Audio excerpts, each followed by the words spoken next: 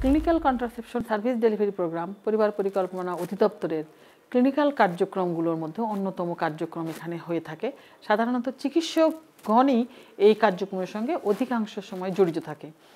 এখানে আমরা যদি স্থায়ী এবং দীর্ঘমেয়াদী যে 4টি পদ্ধতি রয়েছে, পুরুষের স্থায়ী জন্ম নিয়ন্ত্রণ পদ্ধতি আমরা জানি এনএসভি, মহিলাদের স্থায়ী জন্ম নিয়ন্ত্রণ পদ্ধতি টিউবেক্টমি, এছাড়াও দীর্ঘমেয়াদী পদ্ধতি আইইউডি এবং ইমপ্ল্যান্ট এই ইউনিটের মাধ্যমেই দেয়া হয়ে থাকে।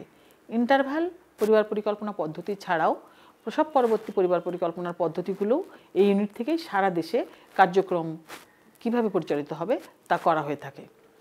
সরকারি সংস্থা যেরকম সরকারি যে সংস্থাগুলো রয়েছে DGFP, DG health, DG medical education, DG nursing and midwifery, NIPORT, এই সংস্থাগুলো ছাড়াও বিভিন্ন ধরনের এনজিও বা ডেভেলপিং পার্টনার আমরা যেটা বলি, তারা যেরকম UNFPA, WHO, Pathfinder International, Ipas Bangladesh, Jhpiego, এদের সকলের সমন্বয়ে কিন্তু এই প্রোগ্রামটাকে আমরা মাঠ পর্যায়ে দিতে সমর্থ হয়েছি। জেলা পর্যায়ে, বিভাগ পর্যায়ে, জেলা পর্যায়ে এবং ইউনিয়ন পর্যায়েও আমাদের কার্যক্রমগুলো চলমান।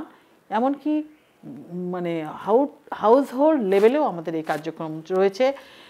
সেবা গ্রহীতাকে আনয়নের ক্ষেত্রে, সেবা গ্রহীতাদেরকে মোটিভেশনের ক্ষেত্রে, সেবা দেওয়ার পরেও তাদের ফলো আপগুলো এই ইউনিটের মাধ্যমে নিশ্চিত করা হয়। এবং এই কার্যক্রমের অংশ হিসেবে সারা দেশের সরকারি যেসব কর্মী রয়েছে তাদের পাশাপাশি ভলেন্টিয়াররা কাজ করছে। এই ইউনিটের মাধ্যমে পেইড পিআর ভলেন্টিয়ার নিয়োগ হয়েছে এবং তারাও কিন্তু মাঠ পর্যায়ে যেখানে হার্ড টু রিচ এরিয়া সেখানে তারা কাজ করছে। আমরা যদি একটু খেয়াল করে দেখি যে প্রসব পরবর্তী পরিবার পরিকল্পনা, ইন্টারভ্যাল পরিবার পরিকল্পনা এবং আফটার এমআর, প্যাক সার্ভিস বা বাচ্চা নষ্ট হয়ে যাওয়ার পরেও আমরা পরিবার পরিকল্পনার পদ্ধতি নিশ্চিত করার জন্য আমাদের ইউনিট কাজ করে যাচ্ছে। এই কার্যক্রমের বাহিরে আমরা যদি বিভিন্নভাবে আমাদের যারা মাঠে কাজ করবে বা যারা কেন্দ্রে আসছে, যারা পদ্ধতি নেওয়ার জন্য এখনও ওভাবে চিন্তা করে নাই, তাদেরকেও আমরা কাউন্সেলিং সেবা দিচ্ছি। আমরা বিবাহপূর্ব সেবার মধ্যে বাল্যবিবাহ রোধকল্পে আমরা কাউন্সেলিং করছি যেন বাল্যবিবাহ না হয়। যদি বাল্যবিবাহ কোনো কারণে হয়েও যায়, আমরা বিভিন্নভাবে কাউন্সেলিং করে অল্প বয়সে যেন সন্তান ধারণ না করে, এই জন্য আমরা তাদেরকে কাউন্সেলিং করে দেরিতে সন্তান নেওয়ার জন্য উদ্বুদ্ধ করছি। এবং এর মাঝেও যদি কেউ সন্তান ধারণ করে ফেলে, তাদেরকে হাসপাতালে প্রসব করার জন্য উদ্বুদ্ধ করছি এবং হাসপাতালে প্রসবের পর একটা পদ্ধতি গ্রহণ করার জন্য তাদেরকে চেষ্টা করা হচ্ছে।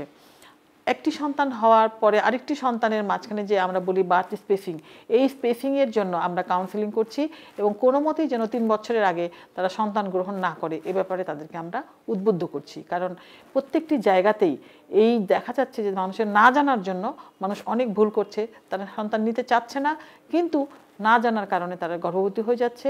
তাদেরকে সাহায্য করাই আমাদের মূল উদ্দেশ্য এবং এই উদ্দেশ্য সফলের জন্য সিসিএসডিবি নিয়মিতভাবে কাজ করছে। আমাদের সারা দেশে যতগুলো সেন্টারে ডেলিভারি হয় সরকারি এবং বেসরকারি পর্যায়ে এবং প্রাইভেট ফ্যাসিলিটিতেও, সেখানে কিন্তু আমরা প্রত্যেক জায়গাতে প্রসব পরবর্তী পরিবার পরিকল্পনা যেন তারা এই সিস্টেমটা মানুষকে বুঝায়, যেন অ্যান্টিনেটাল সময়ে, ডেলিভারির সময়ে, পোস্ট ন্যাটাল পিরিয়ডে এবং এমনকি ইপিআই যখন টিকা নিতে আসছে সেই সময় আমরা তাদেরকে ফ্যামিলি প্ল্যানিং পদ্ধতি নেওয়ার জন্য কাউন্সেলিং করছি এবং কোনো না কোনো পদ্ধতি দিয়ে তাদেরকে সাহায্য করার চেষ্টা করছি।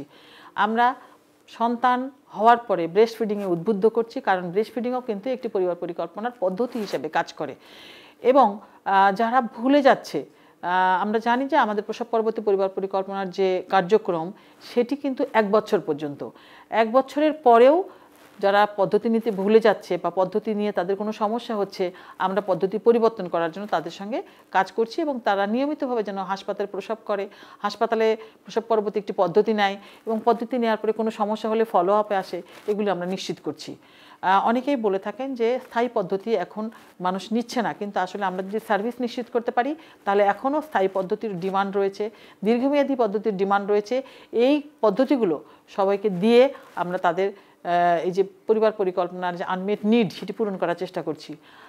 একই সঙ্গে আমরা যেটা বলতে চাই যে শুধুমাত্র দীর্ঘমেয়াদী এবং স্থায়ী পদ্ধতি নয়, শর্ট অ্যাক্টিং যে মেথডগুলো রয়েছে, ইভেন ট্র্যাডিশনাল যে পদ্ধতিগুলো রয়েছে সেগুলোও যেন মানুষ নিয়ে নিশ্চিত থাকতে পারে, নিরাপদ থাকতে পারে, এবং মানুষ যেন তাদের স্বেচ্ছা ডিসিশন মেকিংয়ের মাধ্যমে পদ্ধতিগুলো নিয়ে নিরাপদ থাকতে পারে, এই জায়গাটি আমরা নিশ্চিত করতে চাই।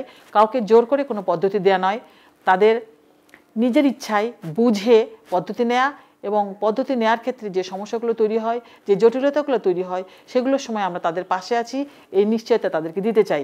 সিসিএসডিপি পরিবার পরিকল্পনা অধিদপ্তরের অন্যতম ক্লিনিক্যাল মেথড দেওয়ার জন্য এখানে আমরা কাজ করি। আমাদের এই ইউনিটের মাধ্যমে আমরা অনেকগুলো কাজ করেছি, যেরকম ফ্যামিলি প্ল্যানিং স্ট্র্যাটেজি তৈরিতে আমরা উদ্যোগী ভূমিকা গ্রহণ করেছি, যেটা বর্তমানে কাজ চলছে এবং খুব শীঘ্রই এটা ফাইনাল হয়ে যাবে। এছাড়াও আমরা LAPM স্ট্র্যাটেজি তৈরি করেছি, আমরা পোস্টপার্টাম ফ্যামিলি প্ল্যানিংয়ের অ্যাকশন প্ল্যান তৈরি করেছি, আমরা family planning guideline for medical student and doctors এটি তৈরি করে আমরা বিভিন্ন মেডিকেল কলেজে ওরিয়েন্টেশন প্রোগ্রামের মাধ্যমে স্টুডেন্টদেরকে এবং ডক্টরদেরকে এই ব্যাপারে ওরিয়েন্ট করছি। এছাড়াও আমরা SOP তৈরি করেছি ডিসেবল পিপলদের জন্য, ফ্যামিলি প্ল্যানিং পদ্ধতি ডিসেবল পিপলরাও যেন সহজে নিতে পারে, এই জন্য আমরা একটা SOP তৈরি করেছি। আমরা কাজ করছি, আমাদের এই কাজগুলো চলমান, এই কাজগুলোকে আমরা চাই কোয়ালিটিপূর্ণ কাজ করতে, এবং এই কোয়ালিটিপূর্ণ সার্ভিস দিলেই শুধু আমরা মানুষের আস্থা অর্জন করতে পারবো এবং আমাদের সার্ভিসটাকে সবার কাছে গ্রহণযোগ্য করতে পারবো। ধন্যবাদ।